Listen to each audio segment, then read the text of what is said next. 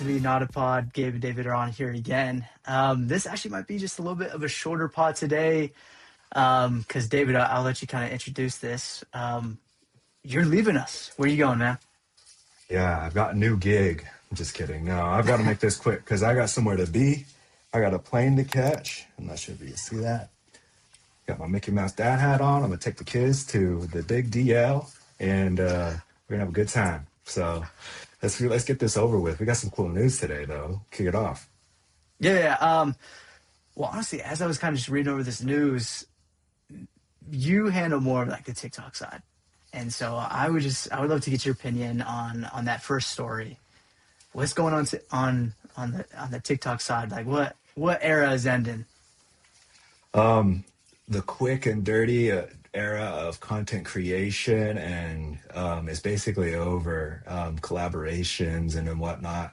TikTok is trying to button it up, level up per se with rolling out RFPs, which is just like requesting a proposal, right? A request for proposal. And what that means is they're just allowing brands and marketers to connect. And like Amazon has their version of request for proposal in a way. They have their solution portal where, anybody who can provide services for any of the sellers on Amazon could submit themselves at that platform and then connect with people. So TikTok is finally adding theirs.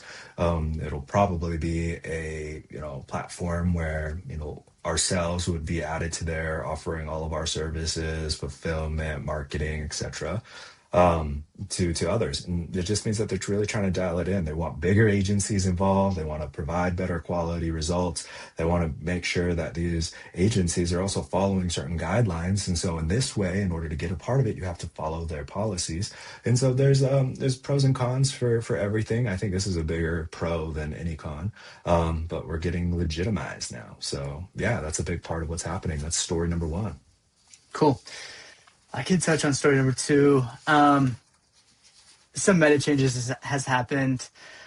Meta has changed, right? The attribution reporting, and sort of what that means is like if somebody were to click on your website, that's one bucket, and say like somebody liked or saved or shared or even engaged before purchasing. That's also in like another bucket. And so, I don't know, I think it is kind of a big deal because a lot of people have kind of used these numbers and that's how they would kind of get the reporting. And so now that everything's kind of like changed a little bit, it's gonna, again, make us think and rework some of our game plans as this attribution things has changed, but nothing too crazy. That's story number two. Yeah. Attribution's always, you want to hear an argument, you're basically going to go and you bring your Amazon team, your Google team, your Meta team, and then your direct to consumer email team. They're all going to be fighting for who got the sale. Right. Being in some of these board meetings with, your TV ads buyer, everything is TV. That's the first point. They're top level. That's who gets the attribution. You had everybody's attribution up, your 3x, your total top line. So there's definitely some overlay here. A little bit frustrating for a lot of sellers as they're already got the definition of attribution, the definition of a click, the definition of that buyer flow. Now that's changing. So Facebook's kind of changing the rules. Why? We can kind of hypothesize they want to make the platform look better as well. So maybe this is a form to cover up some over attribution in some way, but this will be a big deal for a lot of media buyers out there, making sure that they're staying within the platform. And as a media buyer who might have a client that jumps into the dashboard to review the data, but then has their own reporting and definition systems, they'll have some contradicting information now that they have to delve into and separate themselves from the rest or from the dashboard, right? So just had a discussion with a client yesterday about this, and it was like, what's the story? Well, Meta is kind of changing the definition of the story now. So we just should all be aware and make sure that your definition aligns with what your brands are for their success. Yes. Cool. What's next? Yeah, I mean, we could go into Shopify's June 30th deadline. This one's just a little bit sneaky. I mean, nothing kind of explodes, I guess. Your site doesn't crash. We don't really get any error messages, but like discounts will just stop working, right? Your free shipping thresholds disappear. Your checkout logic breaks. Nothing to like freak out over. Just you kind of got to watch, right? Yeah. What's your sort of thoughts? Well, the big thing here is like, if you don't know, I mean, how many of the brand sellers know the checkout logic and that entire flow? So most sellers have never even touched it. They just use Shopify's integration, which is amazing, granted. But you got to make sure it doesn't break. And so most of that is going to be, if a lot of that old logic dies and you still have apps using that old logic, I think where it hits you the most is if you are utilizing a checkout plugin or an app, a Shopify app that connects to the checkout systems within Shopify. What you'll find is basically if they're using some of the old scripts, those would break. That's when it'll affect you. If you're just using the natural scripts that are available, out of the box, you should have no problem. You'll be totally fine. Everything will work. So, light story here. Just be careful with some of these changes that are happening on the Shopify side. Sure. For sure. Cool. Again, we'll try and make this quick for you, David. But let's kind of do a deep dive into story number 2. Deep dive that attribution reset. Can you talk to us just a little bit about like what is actually changing? Yeah, so like where the click flows come from and how they attribute those sales. Now, I can't say exactly what's changing right now, and like how is it going to affect us indefinitely. But we're trying to be prepared for what that means. So if I'm going to have my attribution targets and my goals through the customer funnel. So my attribution through my awareness campaigns for Meta, my awareness campaigns through TikTok, even television ads or over the top ads, we need to make sure that they stay the same. But if I see a decrease in my awareness campaigns or an increase by, 5-10%, and I'm not doing anything different, I need to start reassessing how I'm measuring it. If I like, that seems like nothing, but I'm up by 10%, but just because I change attribution, that's going to mess some things up, right? Especially in my awareness campaigns.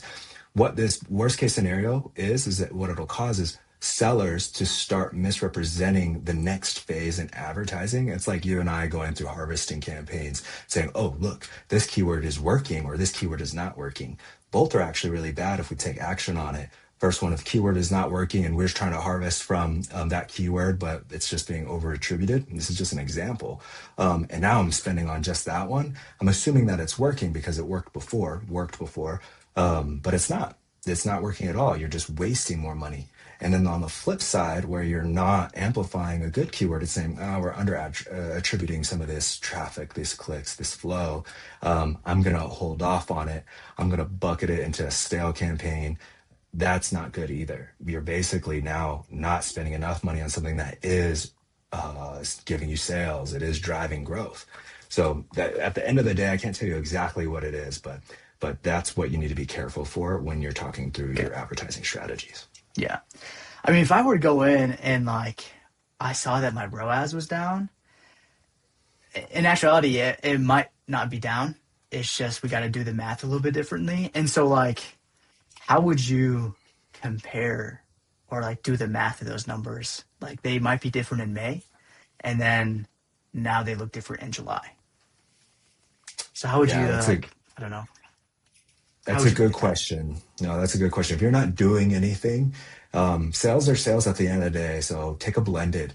I would just take a blended overall spend across all channels versus all sales on direct to consumer. and see if that has changed, because that shouldn't change. It's just the attribution of each one of these channels. Like I said earlier when we were covering this story, it's basically saying like, I'm spending this, but I'm making you, Y, and they're making me Y. But I add up all of the attributed sales across channels. It's way more than my top line. That doesn't make any sense. So we have to take out what they're telling us they're making us and just go with the sales. I would compare May and June sales, almost like tacos, total acquisition cost of sales across multiple channels. And if that hasn't changed, right, that's going to be your source of truth. And then you kind of have to whittle it down. There will be some A/B testing. There will be some, messing around with ads and changing one and not the other, and seeing if you have the same effect. But at the end of the day, you're trying to grow sales. Try and not overreact in June. If you're seeing this, try and hold that course before you make any drastic decisions on that. Cool. No, that's great information. Okay. Last thing. What is something that you, or I don't know, what would you tell your agency this week about this information, about with all the reporting? You've kind of definitely touched on this through all these discussion points, but final thing, what would you kind of explain to an agency this week? It's probably the same thing, honestly. I don't think it really changes through the agency, that side of our business, or through working with the agencies of some of our other clients and customers. Basically, it's, don't overreact. Make sure that you're measuring the way that you used to. You got to look at things blended. And I say that like some of you guys might be thinking, oh, what? Like, of course we do that. Of course, we look at things holistically. I still have clients that don't have a dashboard looking at Shopify's data just through Shopify and looking at Meta just through Meta. They're not blending the numbers at the end of the day to get this final story, to hone in on where the customer flow is. So you make sure you blend that data, make sure you're telling that story to drive it, and don't lie to yourself, right? Don't let Meta lie to you. What did I tell you? What the most skeptical thing that I can be is when I see something too good, it's probably not true. And you got to make sure that you go double check that, because we will find out, oh man, we did this campaign, it wasn't us, or oh man, this was a big mistake. So I immediately get worried when I see something that's too good to be true. So don't overreact is going to be my final thought on this. No, that's great. That's great. I think for me, and I'll add on to what David has said. Yeah. And I'd say your reporting dashboards, if you do have an agency, ask your agency to separate your click-through rate and your engaged through reporting.